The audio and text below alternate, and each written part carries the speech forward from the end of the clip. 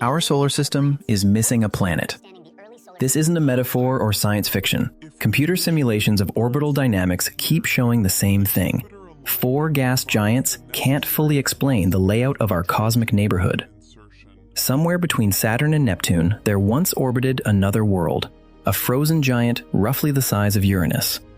But losing this planet is just the beginning. Deep inside distant stars, there might be objects hiding right now that could upend the laws of physics as we know them. The real question is, what exactly did we lose, and what haven't we even started looking for yet? Today, we'll unravel a series of cosmic mysteries that start with strange anomalies right here in our solar system and stretch all the way to the event horizons of primordial black holes and the surface of our very own sun. But first, we need to understand where the idea of a missing planet even came from. The hypothesis of a 5th ice giant arises from what's called the NICE model, a mathematical framework named after the French city where scientists first developed it in 2005. Here's what it suggests. According to this model, the giant planets, Jupiter, Saturn, Uranus, and Neptune, originally sat much closer together.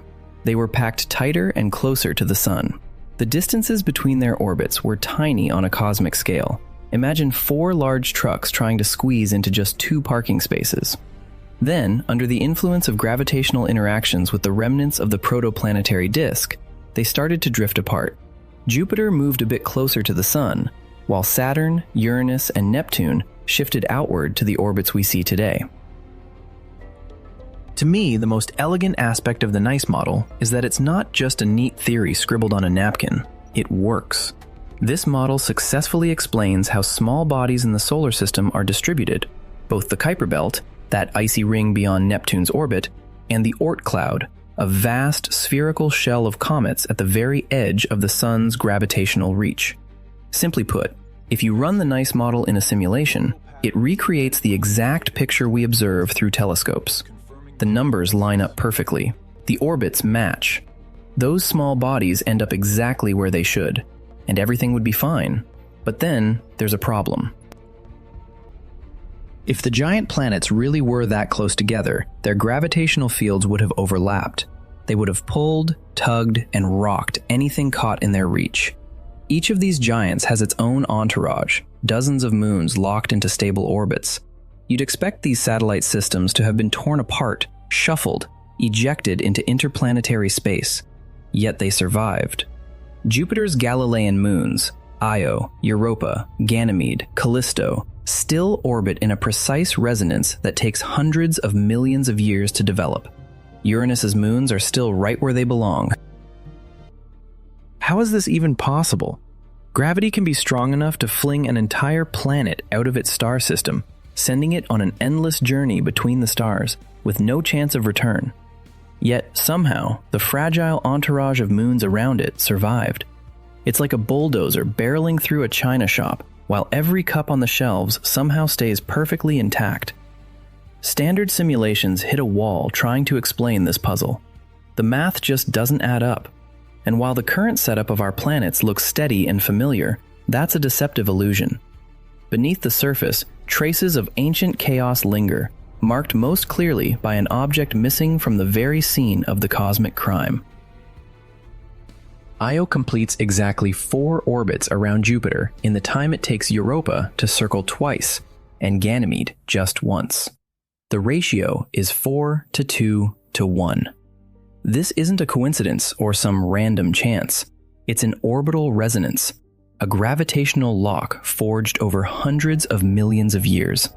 Each orbit of every moon nudges the next one, like gears in a clockwork mechanism, slowly grinding against each other through entire geological epochs.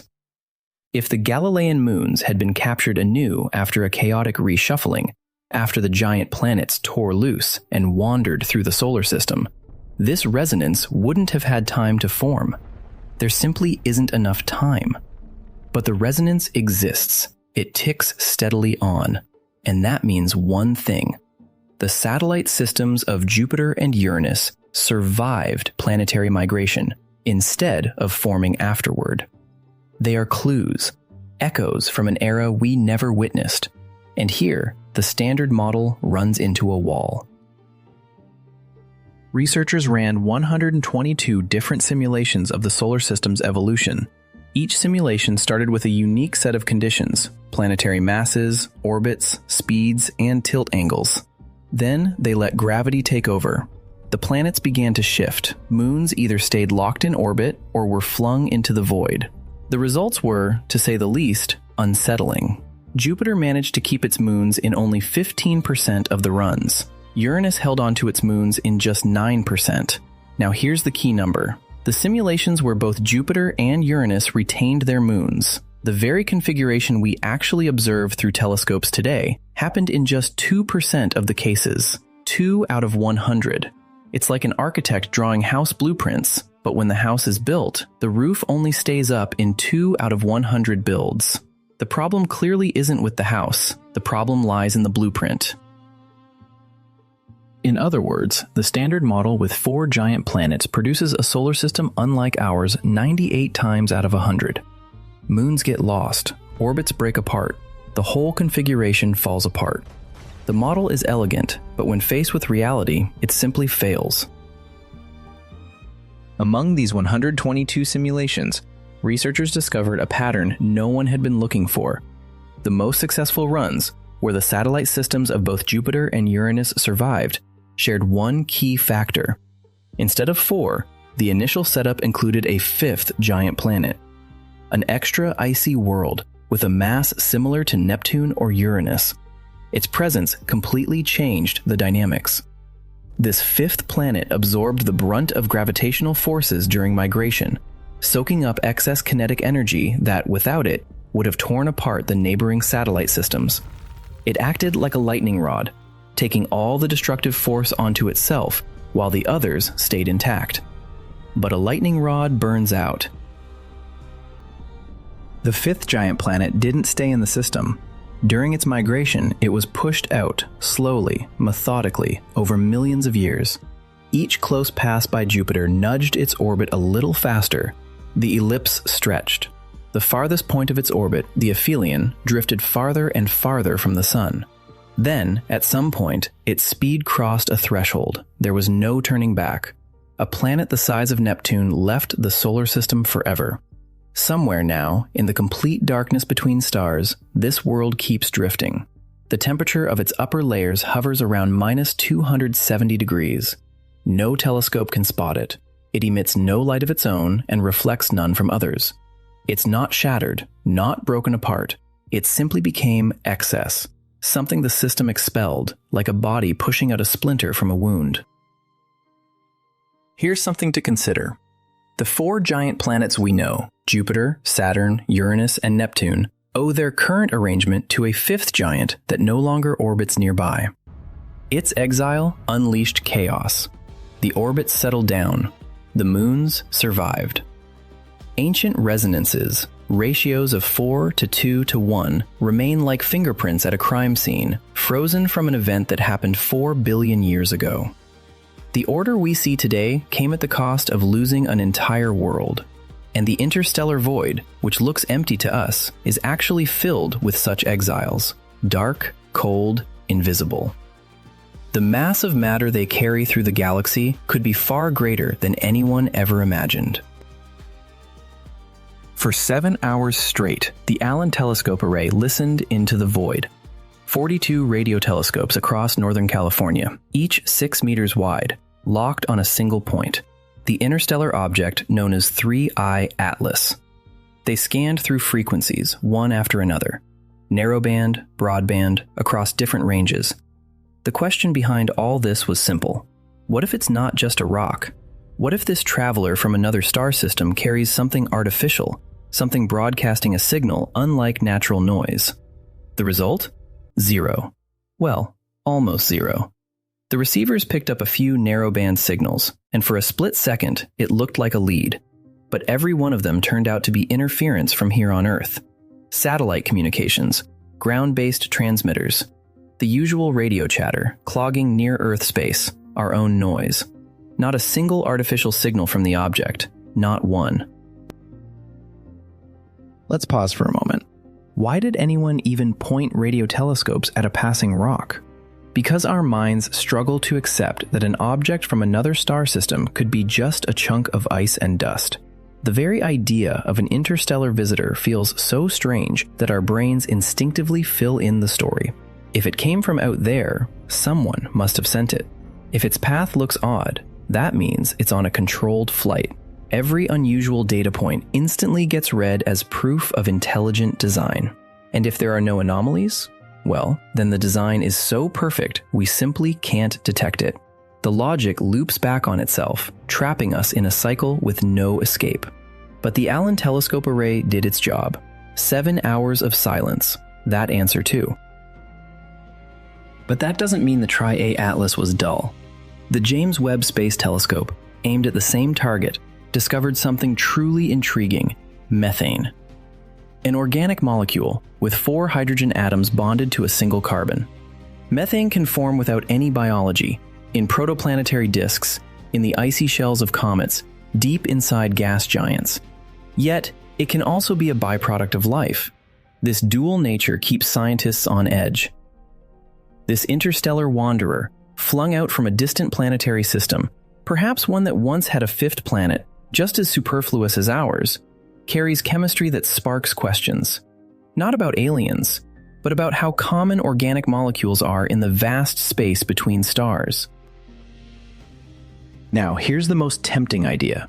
Some scientists propose that interstellar objects like 3I Atlas, Oumuamua, and the Borisov comet could make up a significant portion of dark matter, that mysterious invisible mass that holds galaxies together, preventing them from flying apart, but no one can see or touch it.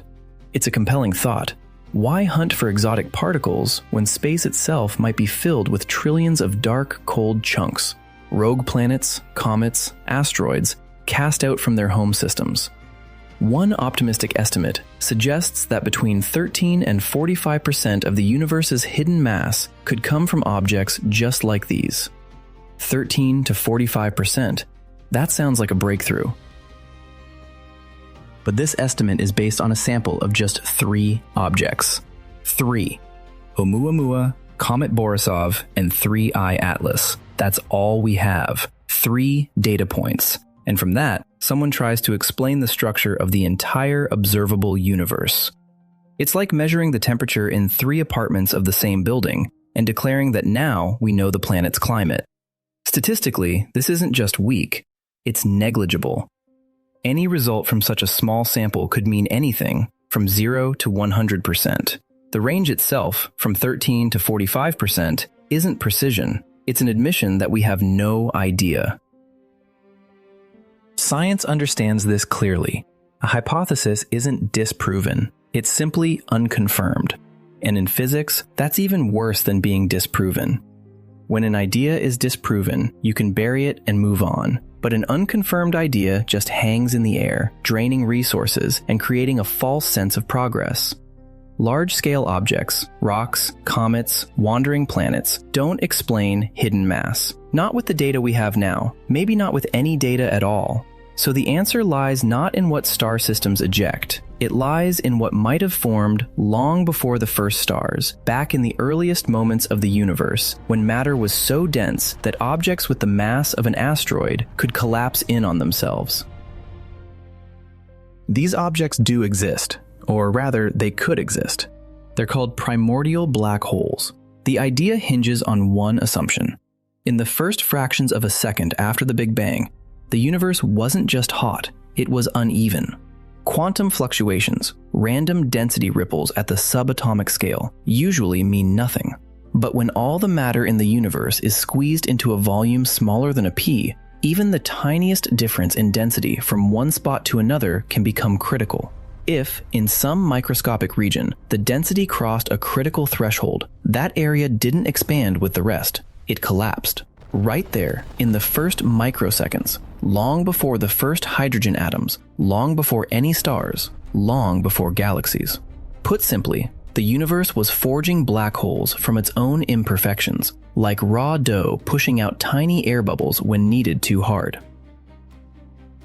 Here's what makes this hypothesis truly elegant. If enough primordial black holes formed early on, they could be the very dark matter physicists have been chasing for over 50 years.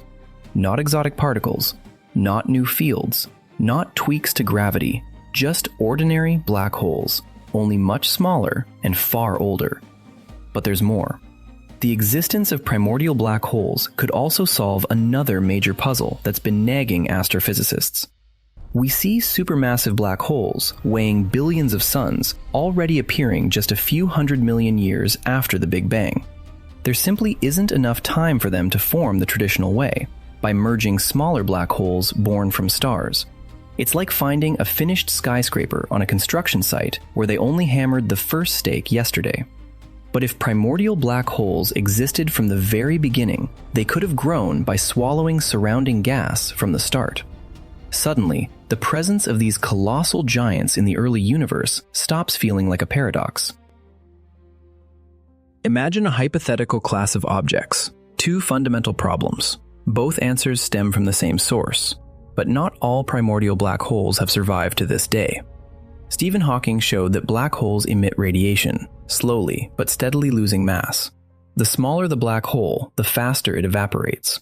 Objects with a mass up to 10 to the 15th grams, that's roughly the weight of a mountain like Everest, should have completely evaporated over the 13.8 billion years since the universe began. They simply don't exist anymore. Cross those out. Next range, from 10 to the 15th up to 10 to the 17th grams. Based on calculations, these black holes should be evaporating right now, releasing distinct gamma-ray bursts. Yet not a single gamma-ray telescope, neither Fermi nor any of its predecessors, has detected such signals. That means either these black holes are extremely rare, or they don't exist at all. Cross those out too. So, what's left? The mass range spans from 10 to the 17th power up to 10 to the 23rd power in grams. These are the masses of asteroids, from a boulder the size of a city block to a chunk larger than Ceres. Here lies a crucial clue, the very reason this chain of reasoning exists. A black hole with the mass of an asteroid could never form from the gravitational collapse of a star.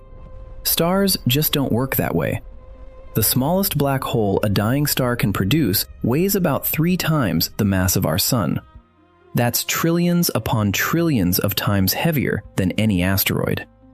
If we ever discover a black hole the size of Vesta or Pallas, it won't have a stellar lineage. It physically couldn't have been born from a star. That means it has existed since the dawn of time. Its very existence would stand as one of the strongest arguments proving that primordial black holes aren't just mathematical abstractions, but real objects scattered throughout the cosmos. And here, the investigation takes an unexpected turn. If these microscopic relics truly scatter across the universe, they don't have to remain isolated. A Hawking star is a hypothetical object, a normal star with a black hole at its core, but not the kind of black hole born from a collapsing star at the end of its life. This is a tiny primordial black hole, captured by the star from the outside. Unlike quasi-stars, which could only exist in the early universe, Hawking stars can still form today. For example, if a star like our Sun swallows a primordial black hole passing nearby. Imagine an object smaller than an atom, yet as massive as a mountain range, trapped inside a blazing sphere of plasma, and it begins to consume the star from within. But the rate of consumption depends on many factors: how fast the black hole spins, the density of the surrounding matter, the path it takes while being captured. The black hole might devour the star rapidly, or almost imperceptibly, stretching the process over millions of years. From the outside, this star looks almost normal. Almost. But how do you find an object the size of an atom with the mass of a mountain lost in endless space? Hunting for the black hole itself is pointless. It's far too small for any telescope to see. Instead, we have to track its prey.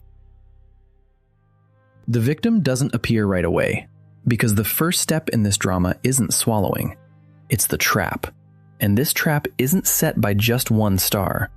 It's laid by an entire system. Calculations reveal a paradox. A lone star barely manages to capture a passing primordial black hole. Gravity pulls, of course, but without a third body, like a giant planet or a companion star, the black hole simply flies straight through and keeps going. It's like trying to catch a bullet with your bare hands. There's too much energy and nowhere to release it. But in a three-body system, everything changes. The third object acts as a gravitational brake. The black hole rushes into the system, loses energy as it nears a planet or another star, and ends up trapped in orbit. The loops tighten. The path spirals inward. Sooner or later, this object, smaller than an atomic nucleus, crosses the star's surface. Plasma heated to 15 million Kelvin closes around the tiny predator, barely noticing the intrusion. What happens next hinges on one key factor: the black hole's spin rate. A fast spin means a swift death. A black hole with a high angular momentum devours the surrounding plasma at an astonishing pace. Matter spirals into the accretion flow, heats up, and unleashes energy. The star's core loses its balance. The radiation pressure that held the star from collapsing for billions of years can no longer counteract the mass loss from within. The structure collapses in minutes. Not thousands of years, not centuries, minutes. The first sign is an X-ray flash, brief, sharp, like a fist pounding on a wall, a sudden spike of intense radiation that lasts only seconds. If an X-ray telescope happens to be pointed at the right spot in the sky, it will catch this anomaly. Then comes the pause. The flash fades. The radiation drops. You might think the event is over, that the star survived the shock and everything returned to normal. This isn't normal. It's a quiet spell lasting a full day. After 24 hours, an ultraviolet signal arrives, a drawn-out glow from the expanding shell the explosion has already hurled outward.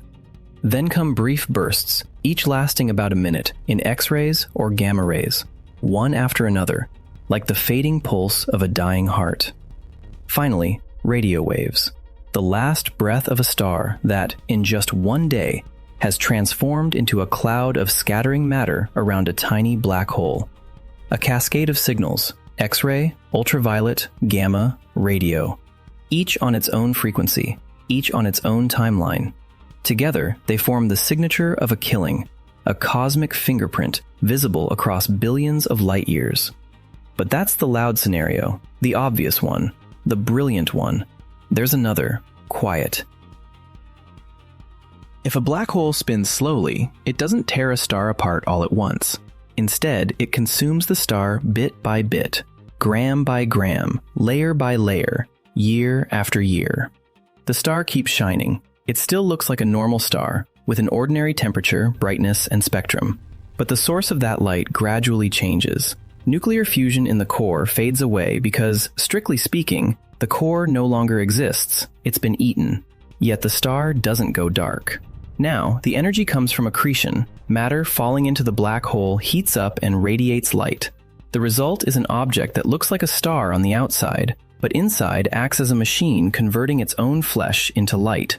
This is a Hawking star in its quasi-stable phase. It can last like this for millions of years, slowly losing mass until nothing remains of the star except a black hole with a mass roughly equal to the Sun's, or even less. And this is where things get truly fascinating. A black hole with less mass than the Sun. Such an object couldn't form from any known star collapse. Neutron stars lighter than 1.5 times the Sun's mass are already rare.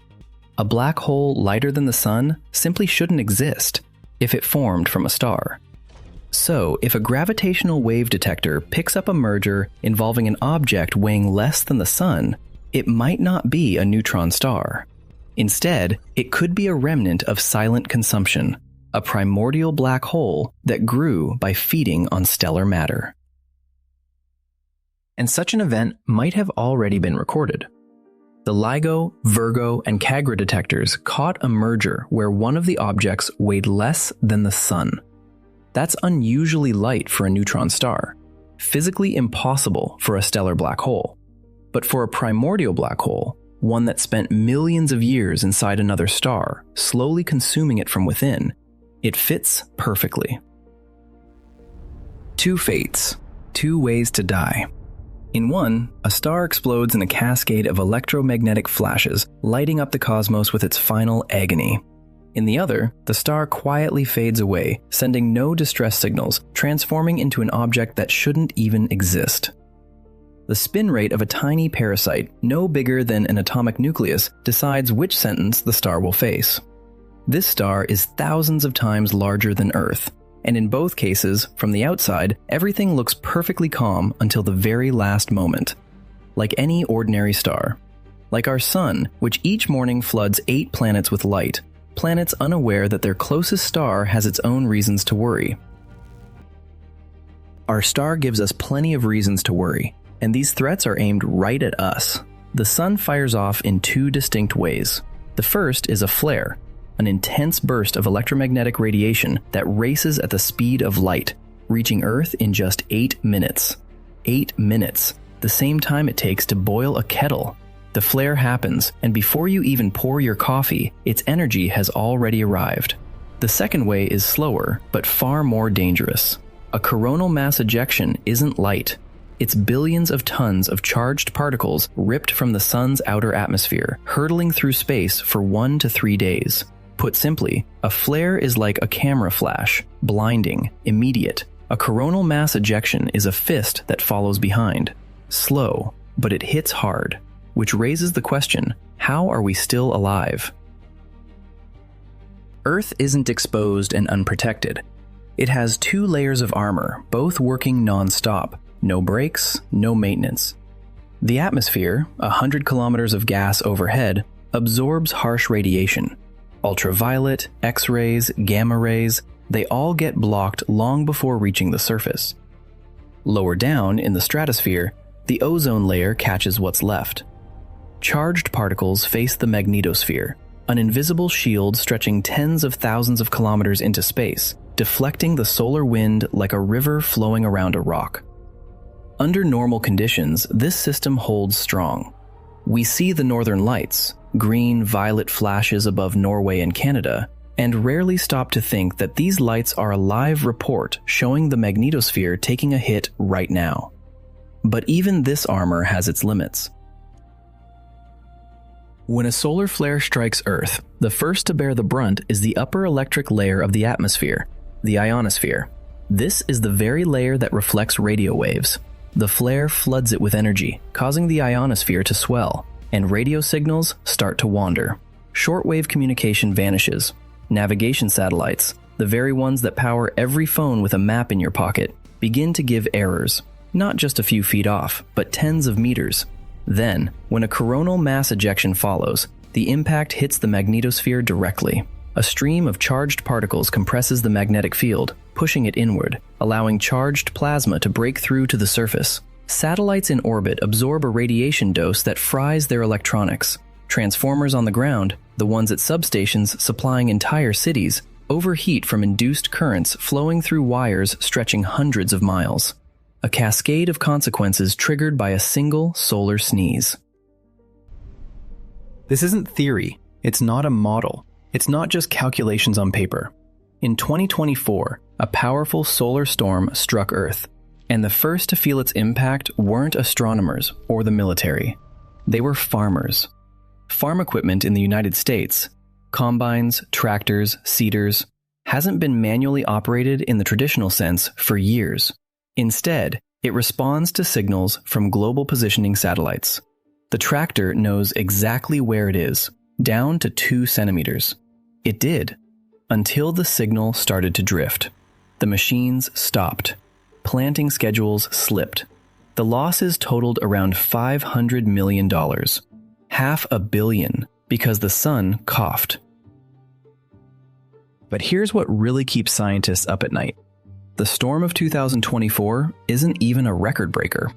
It's average. Strong, yes, but average. Now, rewind to 1859, the Carrington event, the most powerful geomagnetic storm ever recorded. Telegraph machines sparked and operated on their own, even when disconnected from batteries. Auroras lit up the skies over Cuba and Colombia, places where you'd never expect to see them. Back then, it was a spectacular sight. Today, it would be a disaster. Experts estimate that if the Carrington event hit now, the damage to global infrastructure would reach trillions of dollars. Not millions, not billions, trillions. Power grids, satellite networks, banking systems, aviation, water supply, everything that relies on electronics. And today, electronics run everything. $500 million for an average solar storm. Trillions for a severe one. And there's no clear line between these two numbers. No switch you can just flip. The magnetosphere stands alone between a solar flare and a global blackout. And it doesn't have a backup power source. But what if we could build a generator? Not a metaphorical one, not just on paper, a real engineering project that has already passed the stage of computer modeling. The idea goes like this: artificially strengthen Earth's magnetosphere. Not replace it, that's beyond any technology for centuries to come, but support it, thicken it, brace it right when a solar storm speeds toward us at 1,500 kilometers per second, and the planet has anywhere from 15 to 40 hours to get ready. The project's design calls for 6 satellites, arranged symmetrically in geosynchronous orbit, 36,000 kilometers above the surface. They don't do anything, they just hang there, waiting, for months, maybe years, simply circling the planet like sentinels. And only when solar observatories detect a coronal mass ejection headed our way do the satellites receive the command. And this is where the physics begins. Physics that, to me, is beautiful in its raw simplicity. Every satellite releases a substance, not plasma, at least not yet, metal. Barium, lithium, sodium, or calcium, the specific element depends on the mission's calculations. In the vacuum of space, under direct sunlight, the metal instantly vaporizes.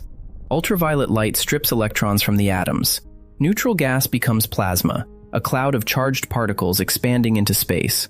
Where does it go? Nowhere. Earth's magnetic field catches the ions and pulls them toward the magnetopause, the boundary of the magnetosphere facing the sun. It's a thin line where the pressure of the solar wind balances the pressure of Earth's magnetic field. On a normal day, this boundary holds steady, but during a superstorm, it bends and buckles, like a tent wall pushed hard by a hurricane. Artificial plasma forms a layer over this boundary. It thickens the barrier. It adds a mass of charged particles that help deflect the solar wind. In other words, an entirely new shield appears between us and the solar eruption, one that didn't exist just moments before. And it works. Well, at least in simulations. Computer models reveal that a shield like this could cut the impact of a storm, similar in strength to the event in 2024, by about half. Not by 10%, not 20%, half. 50% of the energy that, in reality, disrupted satellite signals and brought tractors to a halt in Nebraska would simply be diverted. Not absorbed, not destroyed, just pushed aside. Let's pause for a moment here. We're talking about a species that, 160 years ago, watched the northern lights over Cuba without understanding what they were seeing. Today, that same species sends a cloud of ionized barium high above the Earth, 36,000 kilometers up, to prop up an invisible shield protecting the planet from an unseen stellar blast. What does this cost? 436 tons of material. Sounds like a lot? That's roughly 3 full loads for a super heavy rocket. 3 launches. 3 pillars of fire rising from the launch pad. 3 times the roar that rattles windows 10 kilometers away. And there it is, a shield in orbit. Yes, this system is disposable. Once activated, the plasma disperses and the satellites are empty. You need new ones for the next storm.